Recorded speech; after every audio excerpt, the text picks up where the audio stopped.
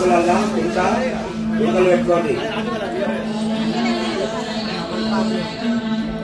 తమలపాకు లేకుండా ఆ పుడకలల్లా ఒక కద్దెల పండు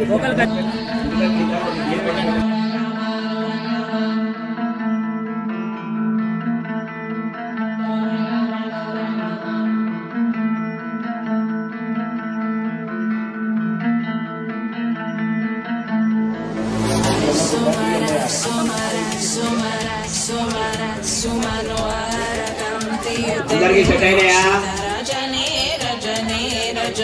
మంచిగా అటు అటు అటు ఇది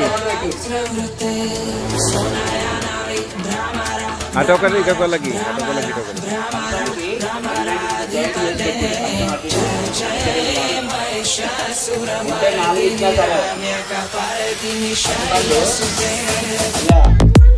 మంచిగా ఆ పుడుకలకు ఇగో అమ్మ ఆ పుడుకొకటి ఇటొకటి నాలుగు సరిపోతాయి.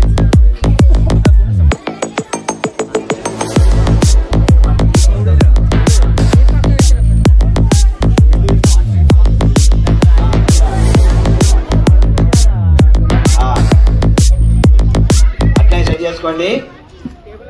అయినాయా? రైట్. ఈ అందరు నిశ్శబ్దంగా సమస్త దేవత గణం అంతా ఈ మండపంలోనే అక్షతలు పోసుకోండి. పోక కజ్జల పండ్లు కనబడకుండా పోకల కజ్జల పండ్లలో కొన్ని అక్షతలు పోసుకోండి. ఇంకొన్ని గణపతి గౌరీ అంత చేస్తే మంచిగా సెట్ అవుతుంది అన్నట్టుగా సమానం చేసుకోండి. అక్షతలు పోతే లెవెల్ అవుతుంది. ఖర్జూర పళ్ళు పోక కనబడకుండా కుడుకలలో అక్షతలు పోసుకోండి. కొన్ని అక్షతలు పోయి అక్కడ పక్క పొట్టు ఉన్నాయి కదా దొప్పల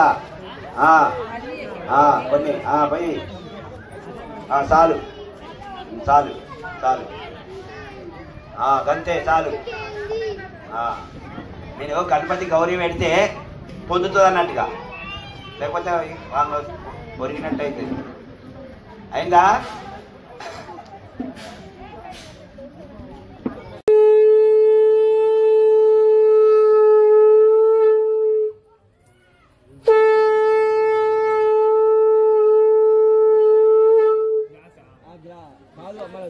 ఇప్పుడు ఓలుకోలు బొట్టు పెట్టుకోండి. దంపతులు ఎవరికి ఓలుకోలు బొట్టు పెట్టుకోండి సార్.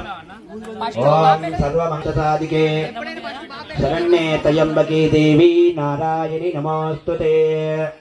కంకణాలు మీ దగ్గర ఉన్నాయి కదా, కంకణం కూడా ఓలుకోలు కట్టుకోండి. అమ్మవారికి ఎడమ చేతుకు, అయ్యవారికి కుడి చేతి కట్టుకు. ఓం